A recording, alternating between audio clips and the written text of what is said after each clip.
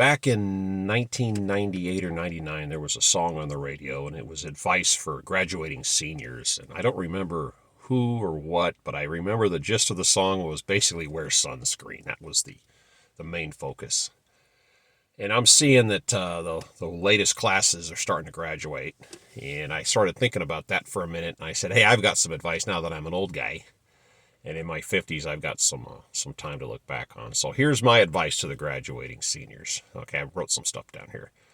First of all, do not mistake your job for your life. Those are two separate things. Your job is what propels you forward and provides you with money to live. But don't make it the focus of your attention. No person has ever laid on their deathbed and said, gee, I wish I'd spent more time at the office. I mean, that's not how that works. And if you're that super employee and you're the greatest thing that ever happened to that company, you're going to work there and you're going to retire, and they're going to have a giant retirement ceremony on Friday, and on Monday they're going to replace you and you're forgotten. Your family's more important. Life experiences are more important. Job is necessary. Job can be great. It's not your life. It's a job. Remember that. And I got credit card debt. This has been going on for a long time, but people dig these giant holes with credit cards. Now, there are times you use them. I have a American Express Platinum. I use it because I get way big, huge points out of it. And I'm constantly using as a matter of fact, I use my debit card like twice a year. I use my credit card for everything, but I pay it off. I mean, I'm checking it literally daily. Don't let yourself get in a hole. Don't run up a debt and go, gee, I'll pay off half of it this month, the next half tomorrow. It's not going to happen next month. It's not going to be easier next month. And people get into these giant holes and they just stand back and go, oh my God, don't dig yourself into a hole. They say live beneath your means. Live beneath your means. Don't live on the fringes of, hey, look at me, I look cool, I buy all this fancy stuff. Don't do that. That's just putting yourself in a really bad spot when you're trying to buy a house or do basically anything when you dig yourself into a hole with just making bad decisions. So just slow down a little bit on the credit cards. Have a 10-year plan.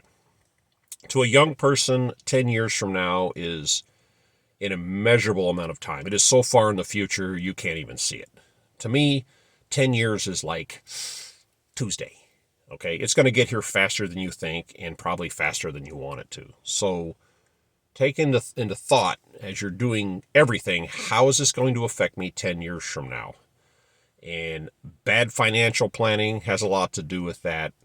And there's a couple things I think is starting to come out, but OnlyFans, yeah, the technology that's racing up on us right now, we're at a point where in the very near future, you're going to be able to watch anything on any TV show or any computer or any video, and it's going to put the name of the person underneath it. So if you're doing something now that maybe might come back to bite you in the ass later on because everybody's going to know who you are, you might not want to get involved in that. It's going to affect your married life. It's going to affect your kids. It's going to affect your family.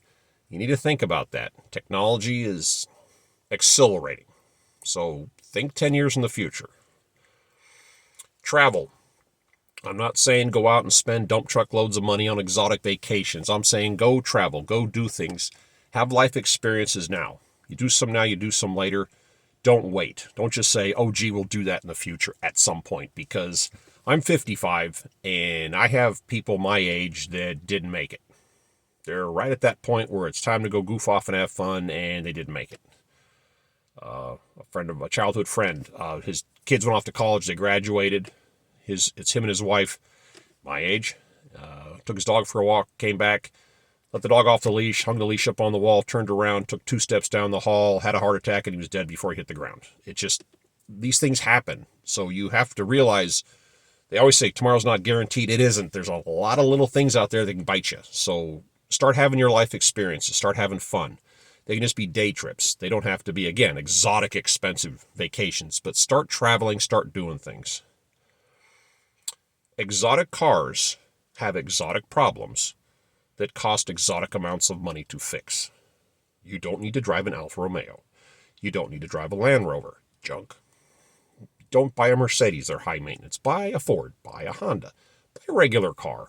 I knew a guy that had an Alfa Romeo, had a water pump failure in Omaha, Nebraska, and if you drew a 500-mile ring around Omaha, there was no Alfa Romeo dealer. He had to spend 9 days in a hotel waiting on a part. Of course, if it was a Honda, he could have gone 2 blocks down the street and gotten it fixed. Don't invest your money into some exotic car, some weird off-brand something. Stick with mainstream. Stick with stuff that people can work on and parts are available. And besides, no one wants to buy it when you want to get rid of it. They say when you're 20, you care what everybody thinks about you because you dress a certain way, you act a certain way. When you're 40, you won't care what anybody thinks about you. When you're 60, you'll figure out nobody was paying any attention to you in the first place. So don't make your decisions based on, gee, I'll look cool, because nobody cares. You don't look at other people and go, wow, they're cool, and they don't look at you either. So why buy something to look cool or act a certain way to look cool? Because nobody cares. Do what makes you happy. Don't worry about what the rest of the world thinks. You've seen, we've all seen people driving down the road in these $100,000 cars. I've had jobs where I've driven through some of the most ratty, run-down, falling apart, uninhabitable housed neighborhoods with the most expensive cars you've ever seen in your life parked out front. I've gone through neighborhoods where a house was literally leaning over and had a hole in the roof in the middle of it that three people could have jumped through holding hands, and the guy had a $75,000 BMW parked in the driveway because he looks cool. Nobody cares. Drive, live, do your thing. Don't do somebody else's thing. And now when it comes time to finding a spouse, in the old days, a young couple would come together with nothing and build a relationship and build an empire together. And those are the marriages that would last. Today, it's a little different. Everybody does this online swipe left, swipe right. I don't understand that. I never took part in that. But it seems today what happens is guys spend their 20s building themselves into something, getting status, getting a job, getting a profession, getting a trade, whatever.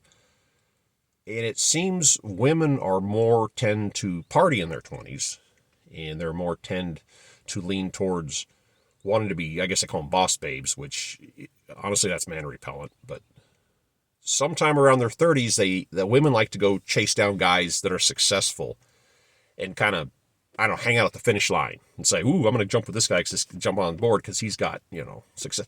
And it makes for a very fragile, it's just a bad situation that does not play out long term. And those marriages don't last. Ladies, they say buy low, sell high. Your peak value in the dating/marriage market is when you're in your 20s. And once you get into your 30s, if you say, okay, now I'm going to go get married, just understand you're competing against the girls in their 20s, and you can't. I'm sorry. That's the reality. And some women wait too long to figure that out. And you just have to look at the big picture. Ladies, don't let some guy turn you into a mother without turning you into a wife, because that is going to cause all kinds of problems, and it's going to narrow your future down. Your options and your opportunities are going to get really small if you let some guy do that. And guys, don't be doing that to women. I mean, if you want a relationship that's going to last, find each other young. If you start with nothing, I'm telling you, those are the ones that actually work the best. It's great to start with everything, but that's not the real world we live in. But come together young, find each other, kind of discuss what you're doing, and work something through and stick. Don't just say, oh, I'm bored, I'm going to move on. No, you need to find somebody young, and it's going to get harder for women because women wildly outnumber men. So if you just to assume some great, wonderful guy is going to come falling out of the sky, there's another 20 women looking for that same guy. So you need to find your guy early at max value and go from there. I know that's kind of a little off topic, but have fun. Life is an adventure, and don't wait for the adventure to come to you. You need to go on the adventure. Go looking for it. Be spontaneous. Something my wife and I do these days. I just come home and go, hey, we're going to so-and-so. You want to jump in the car? And she's like, yeah, sure. And just get in the car, and we drive 2 days and go to some place and hang out and check out the museums and go see what there is to see. Just be spontaneous. Take the time to go goof off. And that's kind of my rant about the new graduating class. Take care.